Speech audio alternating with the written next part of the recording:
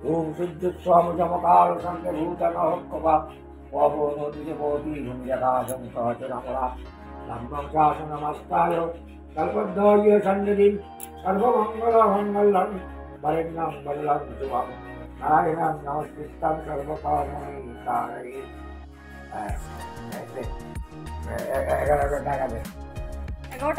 Hello friends, কেমন আছো তোমরা সবাই? আশা করছি সুস্থ আছো, ভালো আছো। ঈশ্বর আশীর্বাদে আমিও ভালো আছি। আজ পয়লা বৈশাখ, তাই বছরের শুরুটা গণেশ পুজো দিয়ে শুরু করলাম।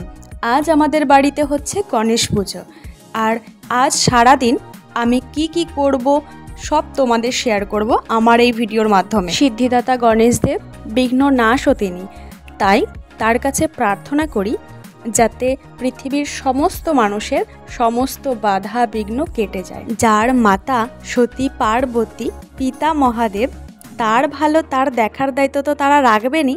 তবুও আমি বলি, গণেশদেব তুমি সুস্থ থেকো, ভালো থেকো।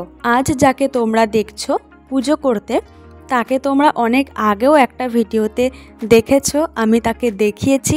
তিনি আমার গুরুদেব। আচ্ছা, এখনও পর্যন্ত আমার এই ছোট্ট চ্যানেলটি কারা সাবস্ক্রাইব করোনি বলো তো? তাড়াতাড়ি গিয়ে একটু সাবস্ক্রাইব করে দিয়ে এসো তো, এবং পাশে থাকা বেল আইকনটি অবশ্যই প্রেস করো। সাথে অল নোটিফিকেশান অন করে রেখো, যাতে আমি যখনই ভিডিও আপলোড করি তখনই সবার আগে তোমার কাছে যেন পৌঁছে যায়। আজকের এই দিনটা কেবল গণেশ পুজোই নয়, চড়ক পুজোও আছে। পুজো পার্বণের দিনগুলোতে যেন আমরা বাঙালিরা মন থেকেই যেন আনন্দ হৈহুল্লোড় এইসব নিয়েই মেতে থাকি। আর তাছাড়া কোনো অনুষ্ঠান হলে তো রকমারি খাবার দাবার। আজ কিন্তু বৈশাখের প্রথম দিন, আজকের এই দিনটাও বাদ যাবে না। পয়লা বৈশাখে সবাই কিন্তু ভালো মন্দ খাওয়া দাওয়া করবে। গত 3 থেকে 4 দিন কিন্তু টানা নিরামিষ গেছে। আজ কিন্তু কোনো নিরামিষ নয়, আজ থেকে আমিষ খাওয়া শুরু হবে আবার। আর সাথে পয়লা বৈশাখে তো ভালো মন্দ খাবার আছেই, আর তার সাথে তো পয়লা বৈশাখের উপলক্ষে নতুন জামা, নতুন বছর বাংলায় শুরু, তার যে একটা আমেজ, তার যে একটা বাতাবরণ কিন্তু থেকেই যায়। এখন দেখো, বাবা আমার হাতে একটা বেলপাতা ধরিয়ে দিল। বেলপাতার মধ্যে কালি করতে বলছে। এই কালিটা দিয়ে গণেশ দেবতার চক্ষু দান করা হবে।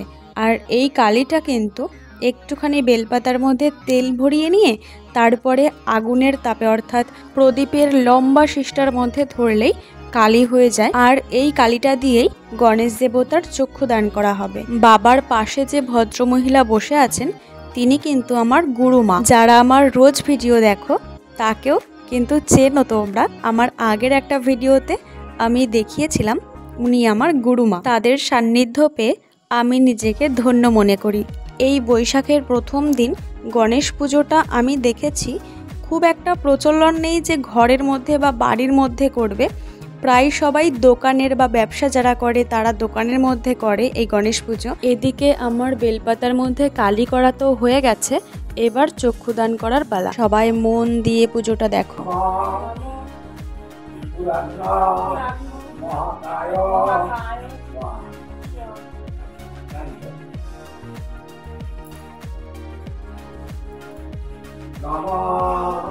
ভগবতী গণপতিতে দক্ষিণেত্র পরিকল্পয়ামি।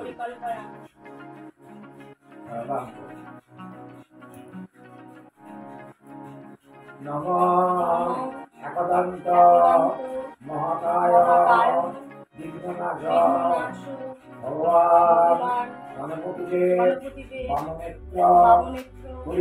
গণেশ দেবতার চক্ষুদান কিন্তু হয়ে গেল। আসলে এখন আপাতত ক্যামেরাটা ধরে থাকার মতো লোক আমার পাশে নেই, তাই জন্যই তোমাদের ভালো করে দেখাতে পারলাম না যে চক্ষুদানটা কিভাবে হলো। মানুষ যেভাবে কাজল পরে আমি কিন্তু সেভাবেই করে দিলাম।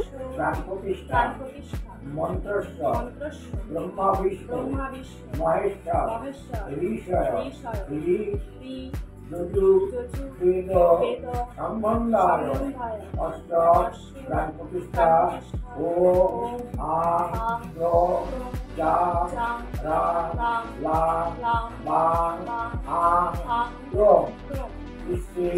গণপতিদেব প্রাণ প্রাণ ও রা লা বা তো অষ্ট গণপতিদেব সর্বেন্দ্রিয়াণি অষ্ট প্রাণ প্রতিষ্ঠা ওনাং লিঙ্গং জাংরা লাম্বা আন্ত গণপতিদেব।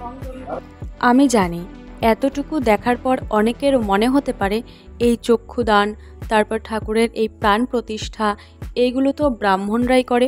হ্যাঁ, ব্রাহ্মণরাই করেন, কিন্তু এখানে বাবা যেহেতু এখন একটু বৃদ্ধ হয়ে গেছে বা বয়স হয়ে গেছে, তাই ওই ছোট্ট গণেশ দেবতার চোখ কোথায় আর চোখে যদি খোঁচা লেগে যায়, তাই জন্যই কিন্তু বাবা চক্ষুদান এবং প্রাণ প্রতিষ্ঠাও তাই। বাবা ওই আসন থেকে উঠবে, বসবে। বাবার এতটাই বয়স হয়ে গেছে যে এত কিছু বাবা কিন্তু পারে না এখন আর, তাই জন্যই এগুলো আমাকে দিয়েই করায়। কিন্তু মন্ত্রপাঠ কিন্তু বাবাও করেন এবং সাথে সাথে আমিও করি।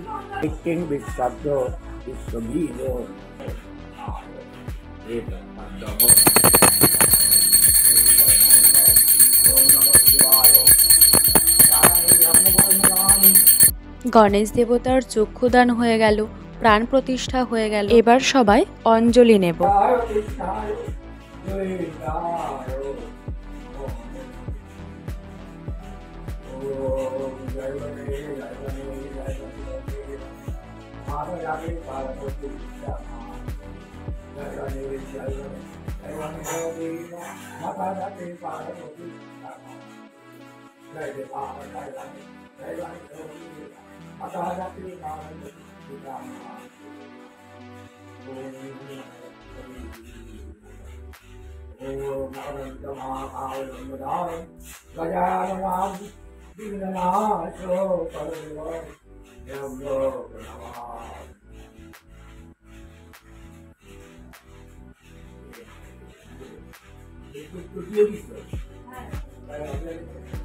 অঞ্জলি নিয়ে পুজো পাঠ কমপ্লিট করলাম।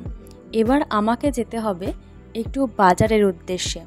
আজ যেহেতু পয়লা বৈশাখ, তাই কিছু কেনাকাটা করতে হবে। এই যে শাড়ির দোকানটা দেখতে পাচ্ছ, এটা আমাদের আইস্থলের হাটেই ওপরের যে বিল্ডিংগুলো থাকে ওইখানে পাইকারি দরে বিক্রি করা হয়। আমি কিন্তু একটা শাড়ি নিলেও এই দোকানেই আসি এবং পাইকারি রেটেই নিয়ে যাই। এখন যাচ্ছি হেঁটে হেঁটে এটিএমে, আর এই এটিএমে এসে একটু হাফ ছেড়ে বাঁচলাম, কেননা এর মধ্যে তো এসি আছে আর বাইরে তো প্রচণ্ড গরম। ভেবে রেখেছি ঠাকুমাকে এইবার আর পয়লা বৈশাখে কোনো শাড়ি দেব না। শাড়ি দিলে ঠাকুমা আলমারির ভেতরেই ঢুকিয়ে রাখে, পরে আর না।